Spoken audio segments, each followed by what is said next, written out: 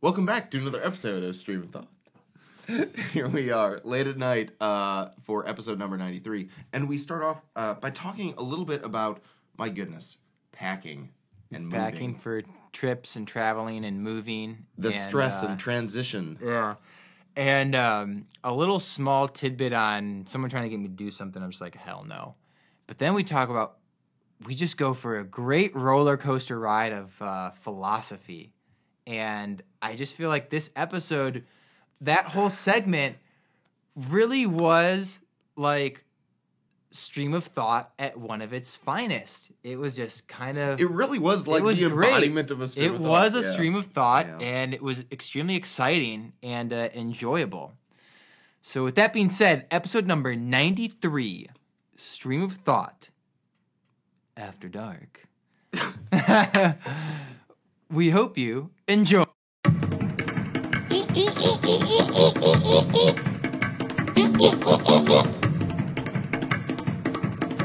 Well, when I researched it, basically it's something to keep like apps running at a minimal level, but also is able to activate them on a quick. I'm not explaining it very well, but basically, it's like the functionality of the computer. So the apps are like warmed up when you're ready to use them.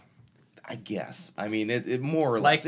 Like when the kicker's about to go in, he's doing some practice kicks just in case. I would assume so. I mean, it seems that it's meant for the functionality, but I haven't been able to tell the difference. Like, I've disabled it and been able to operate with my computer just fine, opening whatever programs I need to open, but yeah. I like how your shoes are green. Oh, dude. From mowing the lawn. Look at how these things are just falling apart, man. Weren't those relatively new? No, these things are, oh yeah, this side, yeah. How did that, what? I run in these things. I've ran probably about 200 miles in these things. How old are those shoes? Oh, 2-3 years, maybe. What? 2 to 3 years. I thought you had new shoes. I do. Where are they? Which new? Have I seen them? Yeah, they're kind of dirty though because the blue ones. Believe it or not, these were they the Under Armour blue ones? Huh? Are they the blue ones you have? Never mind. Go ahead. What about those? Oh no. Well, as green as these are, and so these are like what, a Nike New Balance. New Balance, which is shaded green thanks to my yard working. But the reason why I'm not wearing my new ones are because they're even worse because I accidentally wore those when I mowed the lawn today. So they are both wet and bright green. So those are the ones you have now are your lawn mowing shoes, and you accidentally wore your regular shoes. Yeah, got it. More or less. Okay. So fun story. So something happened to me today that I think you'll be proud of. From when I last saw you. So I get a text from the people that I recently did the movie with. And it said something like, hey, we need to redo a shot. Are you available tomorrow to do this or whatever? We only need to reshoot the last shot from yesterday. Could you meet us tomorrow at 8:30 a.m.? Because when I was trying to get this configured, I let them know, like, hey, these are some of the days that I'm available. And it's like, can you meet us tomorrow at 8:30? And I'm just like, I am not driving to, whatever it was, like a 45-minute drive to do one shot. Like, that's just not going to happen. If this was like a contract and I was getting paid like for travel and everything, totally. I'm down for that. But it was like, hell no. I thought of this and I was like, I can't answer this. I just got to work. I'm like, I can't answer this right now. I'm going to go work. I just can't think about this. Wait, so what was the exact like? It was like wording? I think we need to reshoot the very last shot. Can you meet us at the forest? So just one shot, just like they just want to do one thing and they want you to go all the way back. Like one shot, probably do like 2 or 3 takes of one shot. And so I'm like, hell no. I'm like, absolutely not. And did you say that or did you just not respond? Well, so here's the thing. I respond several hours later because I got to work. I'm like, I'm not doing this right now. And I just got to work and I just want to work. So then I texted him and I said, no, I can't because like we finished up yesterday and I've made plans for the time slots that I otherwise would have been available. The earliest that I could meet you is next week, Thursday morning. And I just threw that out there because I'm just like, you know what? I'm not doing this right now, No, right? don't Watch this, early- bro. Okay, go on. Watch this, Yeah, though. alright. Watch. So then he hits me back, and he's like, oh, we're leaving for London on Tuesday. Can you meet Tuesday morning? Because I said, how about Thursday morning? And then I text him back like, no, bro, Thursday's the earliest. And then he texts me back like, oh, okay. Well, we just looked at the footage again. Everything looks okay. We should be good. Thanks for all your help. Let you know when, the final cut's done. It's like, fuck yeah. Yeah. Well, I mean, that's what it would have been too. I mean, good for you though. Yeah. Good for Not you. doing Sticking that, with bro. your guns, man. And you know what I thought too? Like, honestly, I'm wow, guessing. look at what 10 hours does to a man. It totally changes his character. I'm guessing that it was because of the sunlight, maybe. That's what I'm guessing. I don't know because the sun had been going down. Oh, okay. That's the only thing I can you're think of. trying to. Don't try to figure out That's people the only thing I think who of. But again, aren't I'm thinking just straight like, to begin with. no, it's not happening. No. Not happening. So there was that. I just wanted to share that real quick. Wow. Yeah, I have to say, how could we be taping an episode of Stream of Thought right now if I'm in Minnesota? We're taping it because we taped one. Taping it. Yeah. We taped one. Episode 92 was recorded this morning. Episode 93 is being recorded 14 hours later. So, like, not to throw off anyone Yeah. who's like, wait, they said at the end of the last episode. This isn't happening live. Wait, yeah. This is not. This is this pre-recorded at a yeah at a pre-recorded. This does not happen live. time. That's not how podcasts work. Yeah. So anyway, needless to say, in the past 10 hours or so, like aside from mowing the lawn, I ended up packing up all my stuff. Right. And Tell me stuff about like this. that. Yeah. Oh my Packing's god, a dude. bitch, isn't it? It is the worst. Just give me your experience of packing. Like what comes to mind when you think of packing? So real quick, and getting ready to move. So let's see. I'll tell you about packing and then I'll tell you about moving. So for packing, I usually just pack everything in a backpack. All right. And it's very simple. I just make sure I have, I'm usually wearing the pair of pants I'll be gone. If I'm gone for a few days, I'll pack like 3 or 4 or 5 pairs of socks, underwear, some t-shirts. I always pack 1 pair of everything, socks and underwear and an extra t-shirt, 1 or 2 for, if I'm gone for 3 days, I'll pack for like 4 or 5, just in case. Yeah.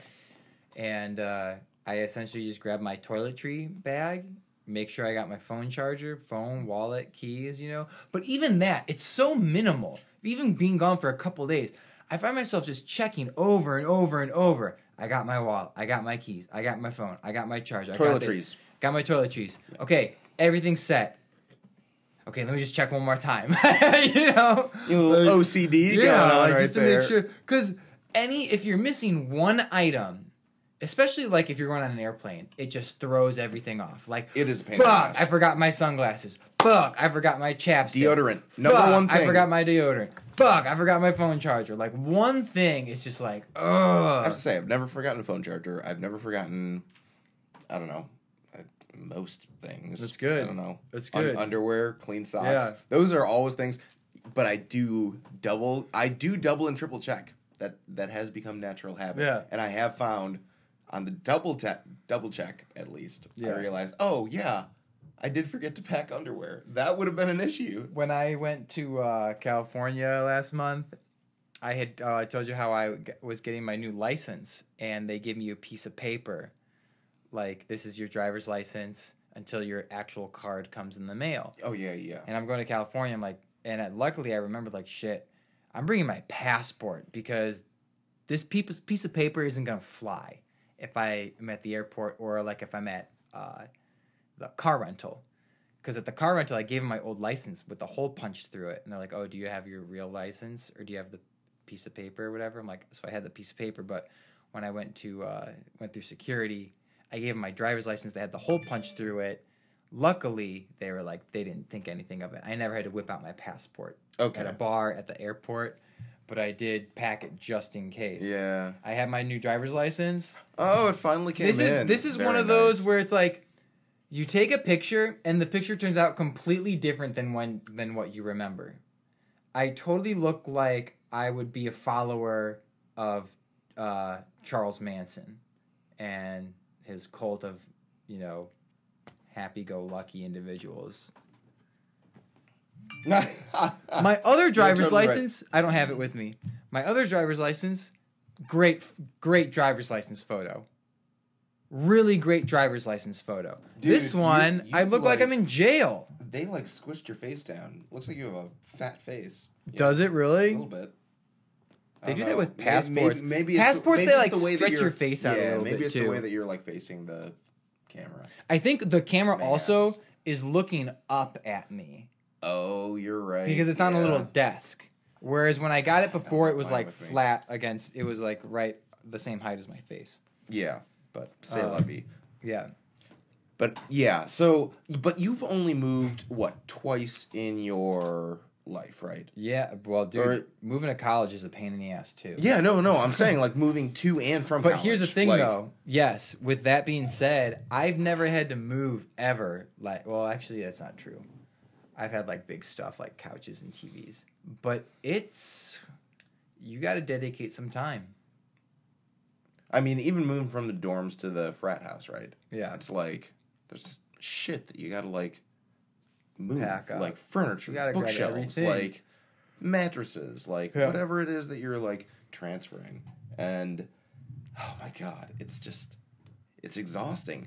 And one of the bad habits that I think that I don't know. I mean, because I've moved in regards to moving all of these moving locations, maybe 7 or 8 times over the course of my life of having to move my basic possessions that I'm going to be residing in an area for a year or more. Probably had to do it 7 or 8 times, and it's always been wait until the last minute until I'm leaving before I make sure that everything is packed up and stuff like that. Most of the time I'm just vacating an area, so it's pretty easy to check to make sure all your stuff is gone. Right. It's different moving in a place where you're because I'm and my parents for example, I'm keeping some stuff there just to store. I've always kept certain stuff that just isn't essential.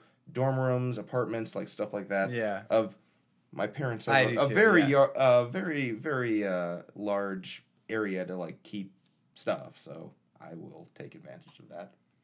But needless to say, it's last minute. The sweat builds. Yeah, that's what I do. You're just too. Shit. Did I remember everything? Minute. Yeah. So, I was going to say, this is probably the first time. I'm literally probably about 95% done. Really? How many hours have you devoted to packing? Oh, man. Well, I was getting ready to move weeks ago, and so I did probably 70% of that. And I was going to maybe 60%. So some of it was already done. It's not you started today. No, not I started today, but regardless, I've never actually been so put together of being tonight just need to get toiletries and stuff in order, but everything is locked and loaded to go. I'm good.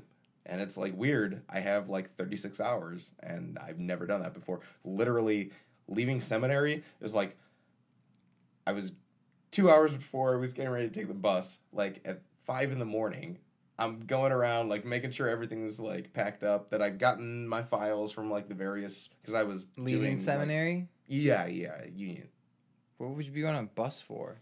To the airport. Oh, okay. Yeah. Good. To head back, so. I thought you were, getting on the bus to Chicago. No, man. But today reminded me just how... I don't know, you're just moving back and forth, and you sweat so much, man. Yeah. I was drenched in sweat a couple of times. Really? I was grateful for the 40-degree weather that we had. Oh, I right. just ended up walking outside and just cooled down in 5 minutes or so. Yeah, that's nice. Yeah. Yeah, I've never had a... Sorry, I just did not Dude, expect... you're, molting right now. I did not expect this much hair to be... I did not expect to be shedding this much hair off my head. I am sticking my fingers through my hair right now because my hair's been up and I'm leaving it down. And as I'm stroking through it, as a small mammal would with his fur or hair, I just find all these strands of hair just coming out. What were we talking about? No, yeah, moving. Yeah, no, I think we've beaten that horse. Yeah. No, well, it is quite for those people out there who are able to have the discipline to be all organized and set to go, like even 3 days. If I was done 3 days ago or 2 days ago or whatever, I couldn't imagine how great I'd feel. Like just knowing that I'm gonna have Saturday to just like be with my family or whatever. You know. Yeah. Record another episode. Yeah. Hang out with Neil. Yeah. Like do whatever and not have to worry about like, oh, I gotta pack. I gotta like true. focus on all this other That's stuff. good. I can, so it's something that maybe I'll try to be a little more on the ball in the future. One thing that interested me on your text message was when you asked, "Are people born good or evil?" Really? Yeah. Really? Yes. Really? Yeah. Okay. What prompted that instigation or just that thought? Not instigate. That bothers me. I didn't use that. What word was I thinking of that I didn't use? Shit. I can't remember. When I use words incorrectly and I catch myself, I get so mad. Yeah. No. Okay, I mean, you continue. could say what instigated it. That works. Okay, I was thinking of another different word. You're fine. But continue. Okay. So yeah, I feel like I'm not one. I am not one. I feel like I seek to rationalize. I don't know. I've been doing a lot of self-reflection, and I think that's the basis of it. But really, I'm a person who tries to understand where another person comes from, and if I can understand where they're coming from, like I can't view them as bad because they have a reason and ration for acting why they do. And then I think there are other people who are like not capable of doing that and just assume that people are like naturally evil. And it's fascinating coming from the perspective of like you only hear the question asked like, that do you believe in hell or do you believe that people are evil, like that sort of stuff. You only hear those questions coming from people who actually do believe people are good or evil, at their core. Whereas I don't know, I wanted to pose that question as somebody who comes from the perspective of I believe that we are sort of self-determined by our actions, not necessarily the embodiment of a particular form of morality. It's kind of interesting, like, oh, this is a good person, this is a bad person. It's like, well, by whose definition? Yours? Exactly. I mean, it right? does seem there is an element of relativity. Yes. I think that comes into play. Huge element of relativity, and that's why I remember Sunday school, one of my earliest days. Maybe it was pre-confirmation. I was like list out like a list of people like Gandhi, Abraham Lincoln, Adolf Hitler, Jesus, and list them like good or evil, like kind of thing, or like why do you think that they're good and evil? And I'm like, well, I mean, really, with Hitler, I was like, I don't know if he was evil. He is misunderstood. He's misunderstood.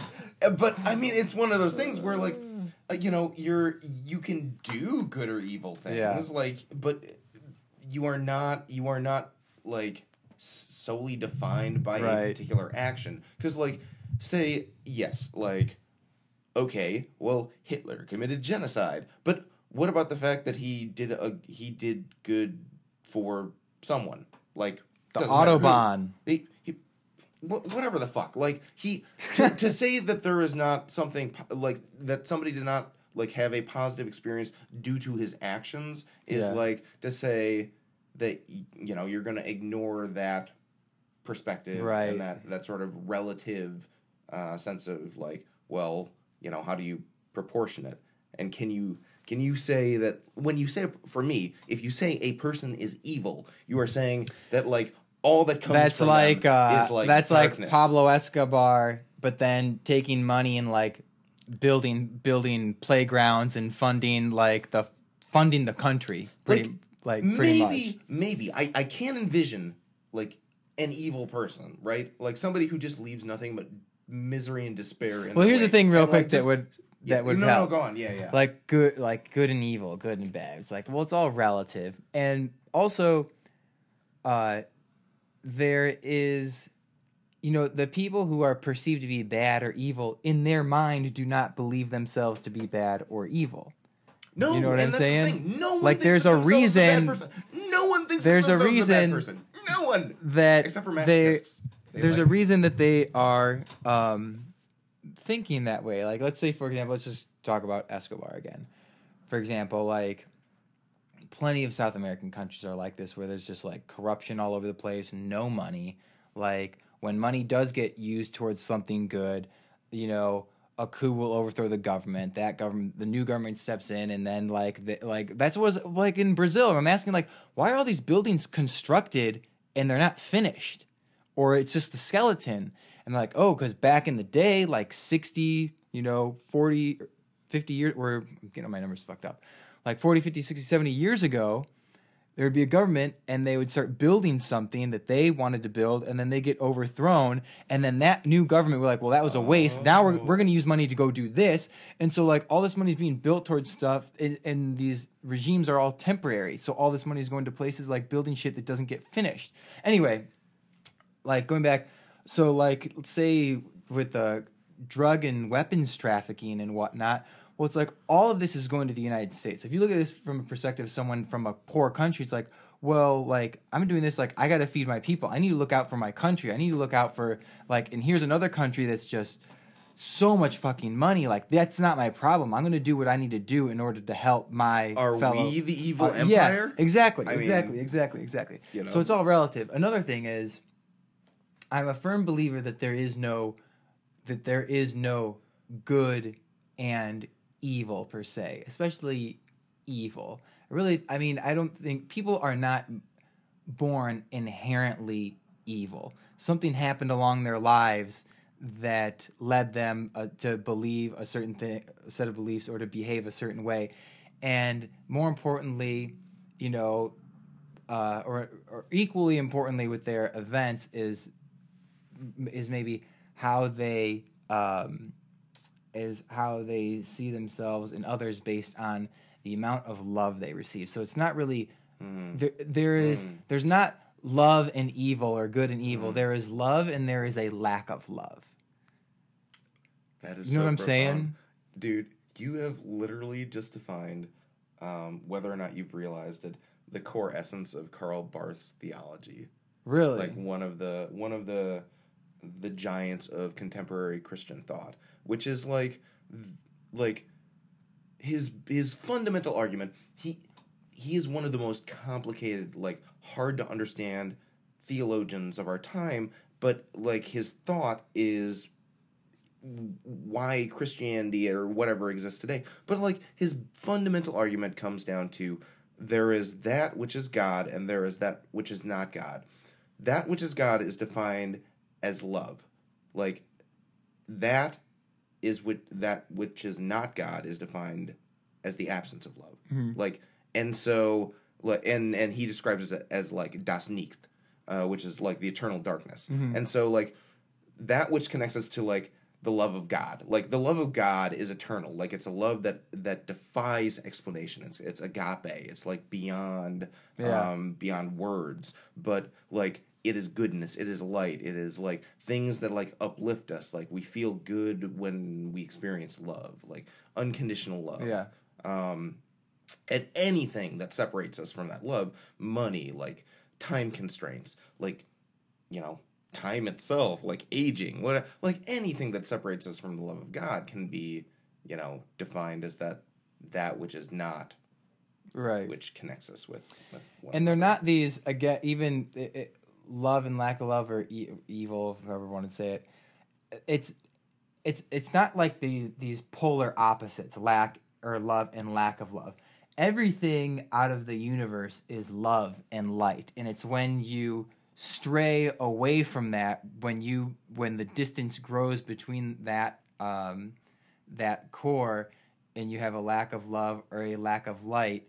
It's everything. The light and love encompasses everything. Only when something or someone distances themselves away from that, is it perceived as evil or lack of love? So again, it's not like these two completely different forces combating one another that are complete separate entities. One is like born, one is outward. is an extension of the, is, so to speak, kind of the other, spherical. And I think that was it that I had for that little. Well, like how I have to say that is probably, like, for example, real quick to interrupt you, if someone's like just doesn't have any self-love and they hate themselves or they hate other people, you need to just literally bring them back and just embrace them and give them a hug and tell them everything's going to be okay. Bring them back into that warm, loving center.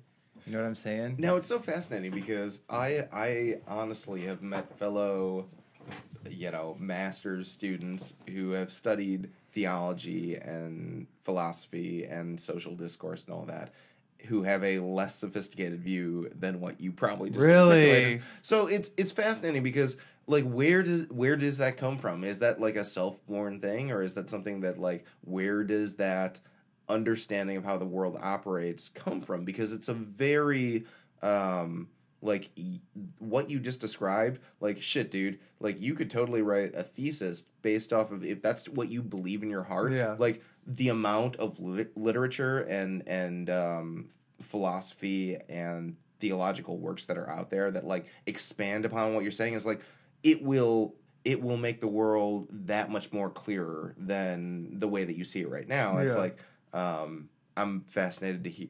Yeah. I'm just curious, like, how you sort of have you always sort of subconsciously known what it is that you just explained to me? No, not at all. Well, a little bit. So About it was love probably and like its around that relationship. I was like 18 or 19, and it was probably around when I was about maybe. Yeah, around 18 is when I started paying attention to kind of nature and the universe, and was just kind of, was there a like little more a seminal moment, or like a moment? No. There wasn't any. No, there wasn't like a. It just sort of came. To It was be just that like you... a slow transition. It wasn't like any one thing Really? happened. Interesting. It was just like some observations, like, wow, okay, this is interesting. And also just like reading books that have to do with that type of stuff in the more recent years. But the crazy thing is like you start to, when you begin the process of feeling awake, and when you start to realize, like, I think this is what enlightenment is a little bit. This is very interesting. And it's, once you start to notice that, it gets really easy when you notice that, and when you see other people, when it's not even on other people's radar, and you realize a majority of the people, like, pondering the universe and thinking of things outside of what we are trained or what we usually think, like, you realize, like, oh, I'm one of the few people that thinks like that. So when you have a contrast, it's like, it gets a little easier. But it's mostly from, like, reading books, just, like, being alone with my thoughts, being open to different things, not being closed-minded, and allowing myself to adopt new philosophies that may have contracted with old philosophies, just based on just me growing as a person, or just, maybe somebody's ability to just, sway me one way or another. Yeah, you are one of the few people who actually listen to an individual's arguments and are, like, actually influenced by the merits of the case presented before you. And, like, just, like, going with your feeling too, whatever feels right to you. But yeah, a lot of the stuff. But like, in your case, like, as much as I would agree that, like, feeling does guide you, you also counter that with, like, is it consistent with experience? Like, if it feels something, like, you're going to test it against the world. And if the world says, no, you're, like, maybe a little off, you'll, like, be like, okay, like, your conspiracy theories. Like, you maybe have some conspiracy theories, for example. Maybe you've, like, reined in a little bit or something. Maybe not. Like, I don't want to presume or anything. But regardless, there are certain things that, like, you know, there's a difference between, like, and I think that that's a good balance to have. Like, using emotion in a positive way, but not letting it be totally unconstrained and saying, like, fuck the rest of the world, like, I'm going to believe what I'm going to believe, and I'm going to feel what I'm going to feel, and that's the way it is. You're going to say, okay, this is what I feel, and, like, I'm going to test it against the world. If the world pushes back, I'm going to, like, try and understand why. Yeah, to sum it all up, it really comes down to just, you know, following your gut and then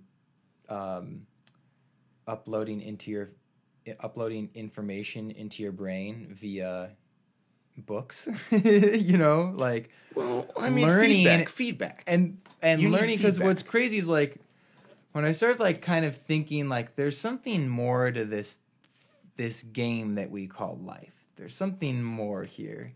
And you start reading books, and it's like, oh wow, like, cool, this verbalizes stuff that I was thinking, or this is like, oh man, like, I kind of had this tiny little feeling about this, and this completely cracks it wide open. Like, oh, this, I don't really know about this. My experience, I disagree, or I haven't yet, or I can't really say 100% this is true. But just, like, taking the time to acknowledge your own thoughts and reading and just being open-minded. And also, I mean, it's very, who knows? I mean, this isn't like this didn't just happen yesterday. Like, this could have happened, I mean, 400 lifetimes ago, I could have been, like, a super bitter asshole. You know what I'm saying? Like, bro, like, do you believe in, what is your kind of divergent from, like, the conversation about good and evil that we started off on, but, like, I'm just curious, like, what is your belief in, yeah, dude, for sure, like, life, the life that we live, and so first of all, before and after. So first of all, nothing, I mean, the deep questions here on Stream of Thought. Nothing, there is no death, there is no birth. These are all just transitions, you know? I mean, but there is death and there is birth at the same time, you know?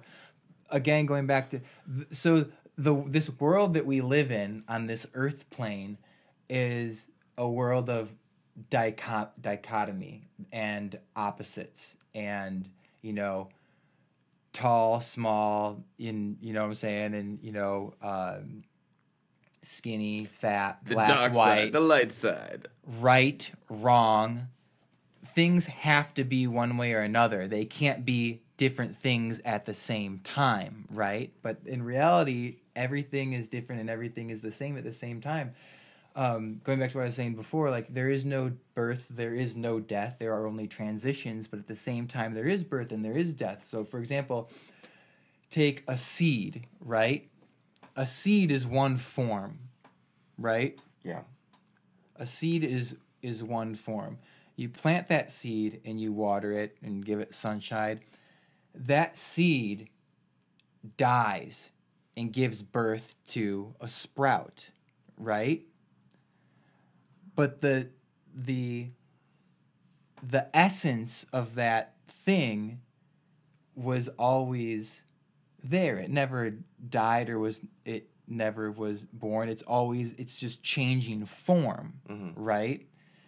But saying something dies and is born is easy for us to identify. So it's just changing form, and it's a sprout. And then that sprout transitions into, you know, a flower that buds. That sprout form has, quote unquote, died and given birth to this flower. The flower then, you know, will wither in the sun, and the flower then, you know, quote unquote, dies. It dries out, but it just transitions, and then a seed falls. And it's just a giant circle. You know what I'm saying? Same thing. Have you read 2001: A Space Odyssey? You've asked me this before. Oh, have I? Yeah. Okay. No. No? I have not. Yeah, so I'm a firm believer that we're here. A lot of people say, that Earth is is a school. That we're here to learn things. You know what I'm saying? Which could be true, but also, I kind of think that we are here.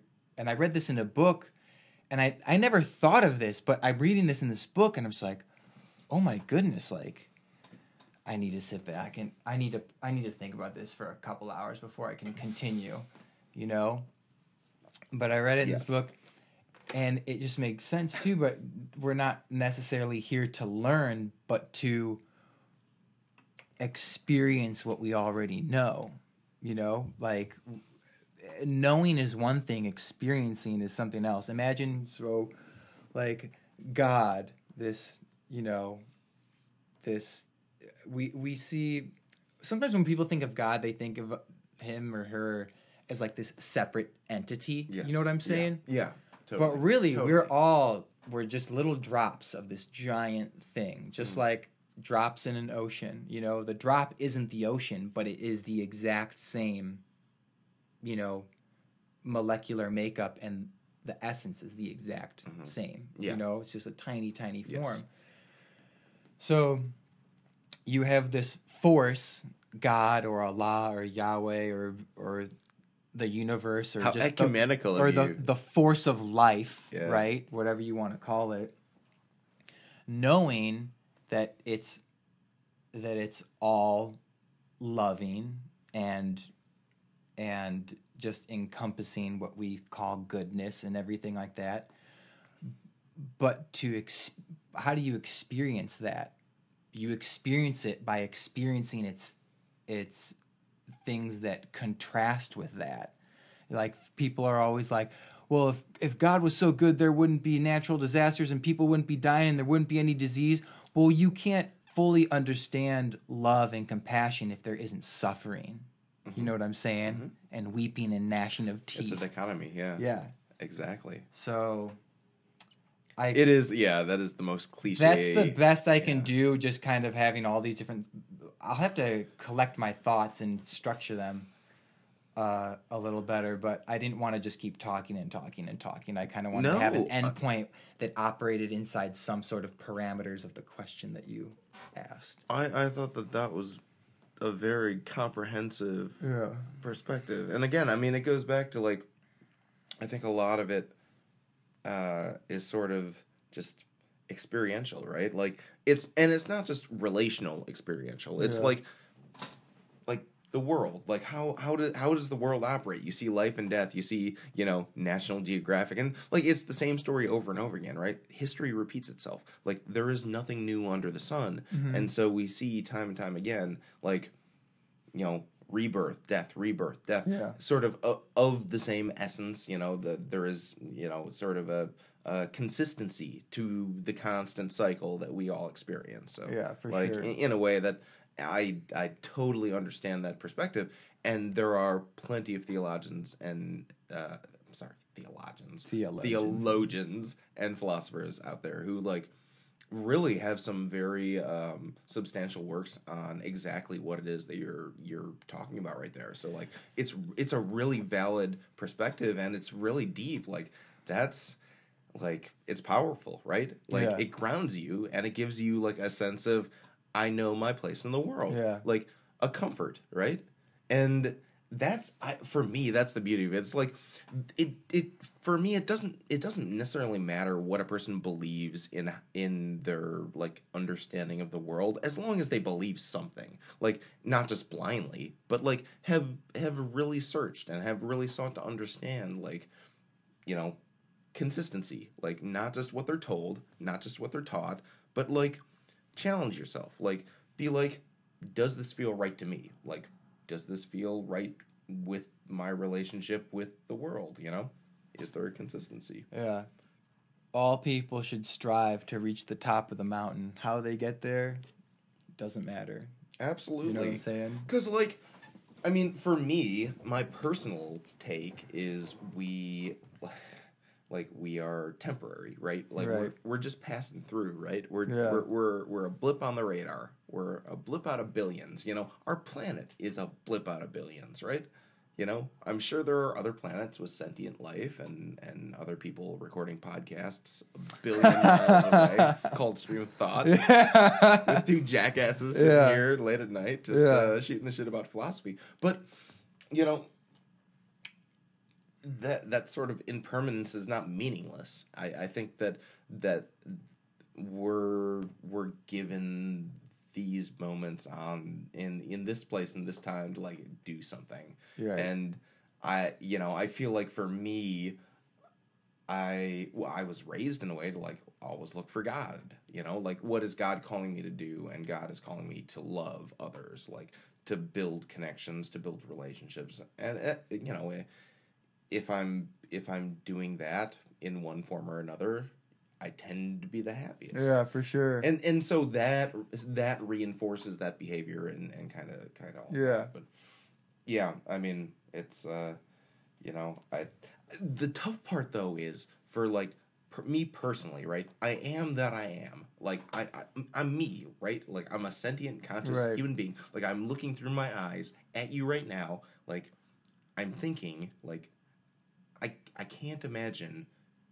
I can't fathom like not being, like not having consciousness, like even when you're sleeping, right? Like you're when you're totally unconscious or whatever and not dreaming, like you're not aware of it. But like even in dreams, there's a certain element of consciousness that's there. Like I just can't imagine going to sleep. Well, when we dream, and just not being when we dream, that's us recollecting not being in this physical world. Okay, well here's it's our brain just kind of uncluttering as well. Yeah, and maybe I'm not really describing it like very the best that I probably could. Yeah. I mean, I'm saying that in sort of comparison to those people who are like, when I die, I die. Like I'm just done. Like right. Like okay. I am no longer. My consciousness ceases to be. Like I'm not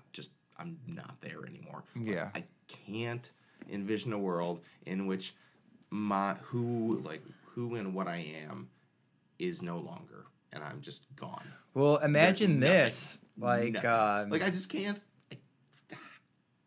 Yeah. I don't know. I know what you're saying. It's a leap too far. Like, I can believe a lot of things, but I just can't. I can't believe You want to hear something wild? When another thing that has helped, that I mean, by no means does somebody need to do this in order to get in touch with their inner self and everything, but in my experience, when I've gotten like a little high and I'm in nature, it just helps me. I'm just my awareness is just a little bit heightened, right? Yeah. And also this one time when I did acid several years ago. I'm not kidding you. Really? I took like 2 hits of acid, and it was like it was just one of the greatest experiences I've ever had. And I wasn't like, whoa, I wasn't like going crazy. Like all this shit's happening in my brain, and I'm just like, it was like system overload a little bit, because the next day, it's just like your brain can't process all the details that it's taking in. But I remember like hallucinating. I'm like in this. It's weird because like you hallucinate, but at the same time you're not. Yeah. It was really weird. But I remember like I had this out of body experience, and I'm in this waiting room, and there's like these different doors. And it was like you open one door, for example, and it's like the universe, and you open up another door and it goes into like a forest, and you open up it. So like it's these different dimensions. Is it like really visceral? And I don't really remember it too much, but the part that I do remember is sitting there in like this, it was like a waiting room, and I was with other entities. I just knew I was with other entities. I can't tell you if they took like human form or if they even had like faces. I just knew that there were other things like me there. And the weirdest thing was, I felt like I had been there before. It felt very familiar to me. And it was just like, what the fuck? Like, this is so weird. It didn't scare me, but it was just like odd. Like, I've been here before. This is very familiar. That is an interesting way to describe an acid trip. So weird. And you're just like, and people that don't get it, like people that don't get it will hate on you and be like, oh, you were just on acid. Like, oh, duh. Like, no, you don't. No, this was fucking real. Like, I remember too, looking at the corner of a room and thinking like, I could probably take this corner and pull it like a sheet from on a table, like a tablecloth or something like that, right? And it was just so long ago I can't really remember, but I remember thinking to myself like, I maybe am hallucinating because of this acid or these things that I'm. And the hallucination doesn't just go with the eyes; it's like the feeling too. Like just you're in touch with things, with these senses outside of the 5 physical senses, and I'm just like. People can make fun of me all they want, whatever. What I'm experiencing is fucking real. This is real. And I'm just in tune with these senses that you're not normally in tune with. And, okay, so, and I will say that, like, experiencing mind-altering, like, whatever, if you are able to return to a normal way of like thinking and being or whatever, like, and are able to bring those experiences back with you and not just like, no, it was like right, or whatever, but truly like are curious about the experience and like are like, you know, just very aware of what's going on in your own mind while the experience is happening, and then afterwards you reflect on that in a way that tries to put it in perspective. It's constructive. And is constructive and builds upon that. It's like, okay, well, I didn't know my mind could operate in that particular way and, like, offer a different way that I never knew that I could see the world. And that's what, like, dude, I'm a firm, whatever the case is.